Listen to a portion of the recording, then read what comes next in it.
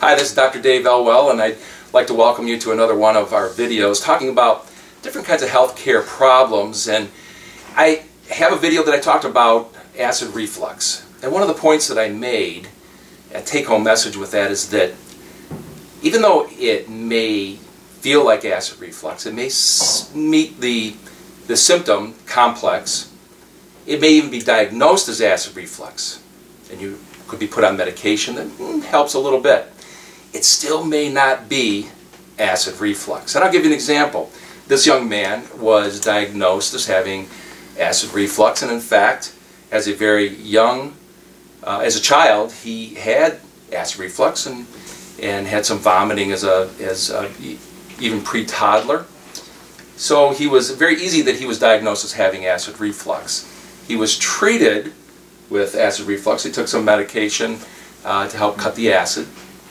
Had a little bit of improvement, but his symptoms progressed. Tell him what happened with your acid reflux symptoms. It progressed to into actually what's called eosinophilic esophagitis, which is an inflamed esophagus. What were the symptoms that you were having before that was even diagnosed? I was getting food stuck in my throat, and I'd have to find a way to either get it down or have it come back up. Either way wasn't very pleasant, but yeah, it wasn't very fun. And so when the food got stuck in your throat, did you have pain, or did you just feel like, what kind of sensation did you have? Yeah, I could feel it. I could feel it stuck in my throat, and it was kind of painful. But it would go in fluctuation. But the scariest part was that it felt like it was just going to be stuck there for forever, and that I wasn't going to be able to breathe at some point or something bad like that. Sure. Now, what can happen is that someone with those symptoms who also has some reflux symptoms can be diagnosed, and it can be explained that because of the irritation from that acid coming up into their esophagus, that they might get a spasm around a piece of food. Seemed to make sense. Problem is, nothing worked. Eventually, you had a procedure done, correct? Correct. What did they do? First, I had a barium swallow, and that came back negative.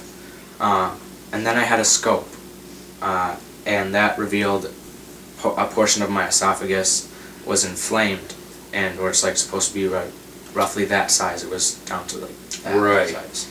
And they did biopsies. Now, with the biopsies, they could tell that he was having an allergic reaction to something. And this whole concept of eosinophilic esophagitis is a relatively new concept that the gastroenterologists and family practice docs are realizing, and internists are realizing more and more, that people are having intolerances and maybe even micro-allergic reactions at the level of the esophagus to foods, something that they're getting in.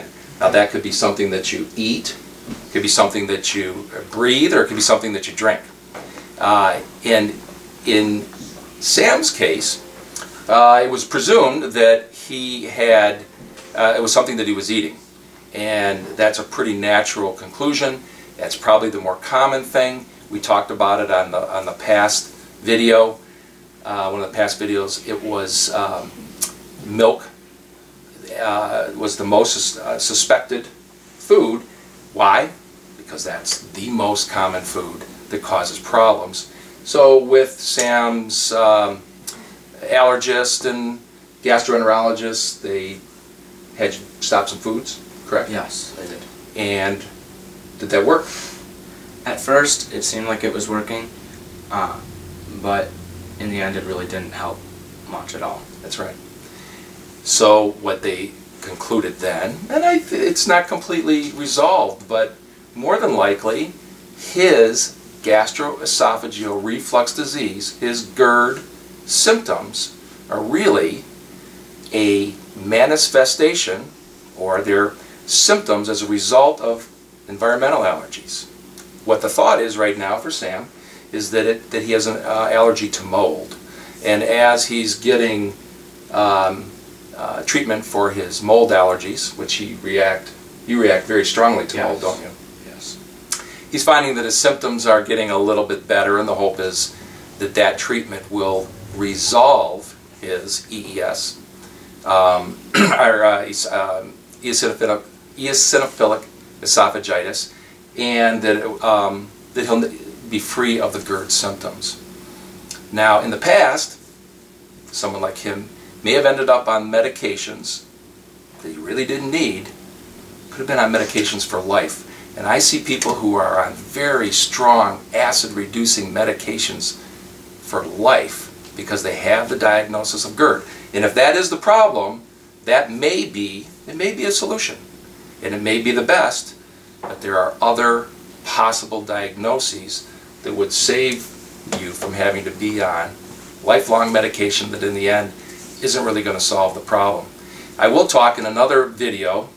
First of all, I really appreciate you taking the time here, because I think that helps people to understand, if the treatment for GERD isn't working, is it another diagnosis? And we'll talk later about some of the medications and even some of the other things to look at as possibilities. But for now, I appreciate you coming and listening to us. I appreciate you taking the time.